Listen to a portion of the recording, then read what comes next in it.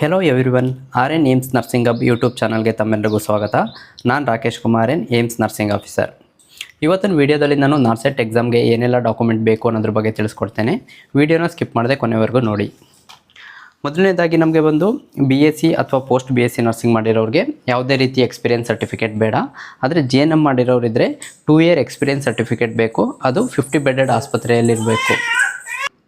Next ಬಂದು registration certificate ಬಂದು ನಿಮ್ಮ ಹತ್ರ ಇದ್ದರೆ ಓಕೆ, ಅಥವಾ ನೀವು ರೀಸೆಂಟಾಗಿ ಪಾಸ್ಔಟ್ ಆಗಿದ್ದೀರಾ, ನೀವು ಆನ್ಲೈನಲ್ಲಿ ಅಪ್ಲೈ ಮಾಡಿದ್ದೀರಾ ಅನ್ನೋದಾದರೆ ಜಸ್ಟ್ ನಿಮ್ಮದು ರಿಜಿಸ್ಟ್ರೇಷನ್ ನಂಬರ್ ಇದ್ದರೂ ಕೂಡ ನಾರ್ಸೆಟ್ಗೆ ಅಪ್ಲೈ ಮಾಡ್ಬೋದು. ನೆಕ್ಸ್ಟ್ ಬಂದು ಆಧಾರ್ ಕಾರ್ಡ್ ಬಂದು ತುಂಬ ಇಂಪಾರ್ಟೆಂಟು. ಸೊ ನಿಮ್ಮದು SLC ಮಾರ್ಕ್ಸ್ ಕಾರ್ಡಲ್ಲೆಲ್ಲ ನಿಮ್ಮದು ನೇಮ್ ಎಲ್ಲ ಯಾವ ಥರ ಇದೆ ಅದೇ ರೀತಿ ಆಧಾರ್ ಕಾರ್ಡಲ್ಲಿ ಕೂಡ ಇರಬೇಕು. ನೇಮು ಏನಾದರೂ ಮಿಸ್ ಆಯಿತು ಅಂತಂದರೆ ಪ್ರಾಬ್ಲಮ್ ಆಗುತ್ತೆ.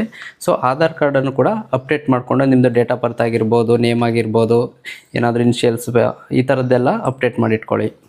ನೆಕ್ಸ್ಟ್ ಬಂದು ಕ್ಯಾಸ್ಟ್ ಸರ್ಟಿಫಿಕೇಟನ್ನು ಒಂದು ರೀಸೆಂಟಾಗಿ ತಗೊಳ್ಳಿ ಇದನ್ನು.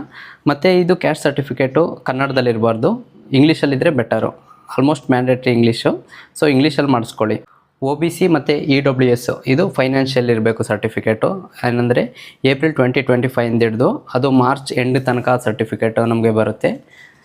ಅದೇ ಸೊ ನೀವು ಏಪ್ರಿಲ್ 25 ನಂತರ ಮಾಡಿಸಿತ್ತು ಸರ್ಟಿಫಿಕೇಟ್ ಅಂದರೆ ಓಕೆ, ಅದು ನಾರ್ಸೆಟ್ಗೆ ಅಪ್ಲೈ ಮಾಡ್ಬೋದು. ಇನ್ ಕೇಸ್ ಏಪ್ರಿಲ್ಗಿಂತ ಮೊದಲು ಮಾಡಿಸಿದ್ದೀರಿ ಮಾರ್ಚಲ್ಲಿ ಅನ್ನೋದಾದರೆ ಹೊಸ ಸರ್ಟಿಫಿಕೇಟ್ನ ಮಾಡಿಸ್ಕೊಳ್ಬೇಕಾಗುತ್ತೆ.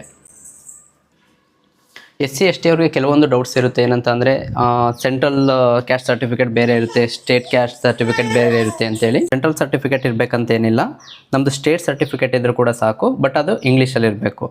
SC ST ಕ್ಯಾಸ್ಟ್ ಸರ್ಟಿಫಿಕೇಟ್ ನೀವು ಇಂಗ್ಲೀಷಲ್ಲಿ ಮಾಡಿಸ್ಕೊಂಡಿತ್ತು ಅಂತಂದರೆ ನಿಮ್ಮದೇನು ಎಕ್ಸಾಮ್ದು ಅಮೌಂಟ್ ಹಾಕಿರ್ತೀರ ನೀವು 2400 ಈ ಥರ, ಆ ಎಕ್ಸಾಮ್ದು ಅಮೌಂಟು ರೀಫಂಡ್ ಆಗಲಿಕ್ಕೆ ತುಂಬ ಅನುಕೂಲ ಆಗುತ್ತೆ. ಇನ್ ಕೇಸ್ ನೀವೇನಾದರೂ ಕನ್ನಡದಲ್ಲಿತ್ತು ಸರ್ಟಿಫಿಕೇಟ್ ಅನ್ನೋದಾದರೆ ಅವಾಗ ಏನಾದರೂ ರಿಜೆಕ್ಟ್ ಆಗಿ ನಿಮ್ಮದು ಅಮೌಂಟ್ ರೀಫಂಡ್ ಆಗಲಿಕ್ಕೆ ಪ್ರಾಬ್ಲಮ್ ಆಗ್ಬೋದು.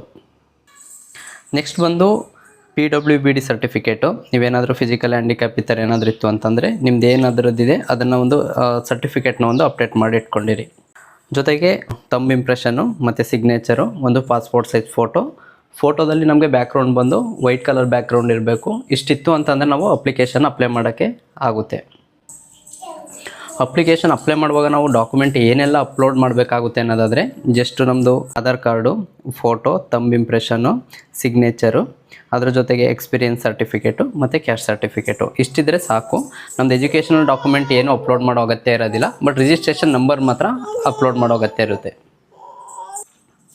ಈ ವಿಡಿಯೋದಲ್ಲಿ ನಿಮಗೆ ಒಳ್ಳೆ ಮಾಹಿತಿ ಸಿಕ್ಕಿದರೆ ಈ ವಿಡಿಯೋನ ಲೈಕ್ ಮಾಡಿ ಹಾಗೂ ನಿಮ್ಮ ಸ್ನೇಹಿತರಿಗೂ ಕೂಡ ಫಾರ್ವರ್ಡ್ ಮಾಡಿ. ಇದೇ ರೀತಿ ನಾರ್ಸೆಟ್ ಹಾಗೂ ನರ್ಸಿಂಗ್ ಎಕ್ಸಾಮ್ ರಿಲೇಟೆಡ್ ವಿಡಿಯೋಗಳಿಗೆ ಈ ಚಾನಲ್ನ ಸಬ್ಸ್ಕ್ರೈಬ್ ಮಾಡಿ. Thank you for watching this video.